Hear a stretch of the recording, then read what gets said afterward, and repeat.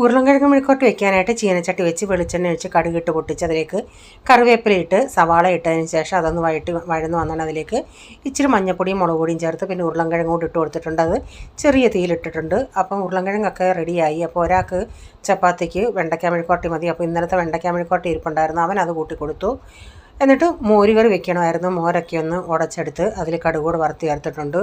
തോരൻ വെക്കുന്നത് ബീട്രൂട്ട് തോരന്. അപ്പം രാവിലത്തെ ബ്രേക്ക്ഫാസ്റ്റിൻ്റെ ഇച്ചിരി ക്യാരറ്റും ക്യാപ്സിക്കും ഉണ്ടായിരുന്നു, അതുകൂടി ഇതിൻ്റെ അകത്ത് അങ്ങ് ഇട്ട് കൊടുത്ത് സവാളയൊക്കെ വഴറ്റിയതിന് ശേഷം ബീട്രൂട്ട് ഇട്ട് കൊടുത്ത് അതിലേക്ക് ഇച്ചിരി കുരുമുളക് പൊടി ഇച്ചിരി ഗരം മസാലയും കൂടി ഇട്ട് ഇളക്കിയിട്ടുണ്ട്. ആവശ്യത്തിനുള്ള ഉപ്പൊക്കെ ഇട്ട് കൊടുത്തിട്ട് ലാസ്റ്റിൽ വെന്ന് വന്നാൽ ഇച്ചിരി തേങ്ങയും കൂടി ഇട്ട് കൊടുത്തിട്ടുണ്ട്.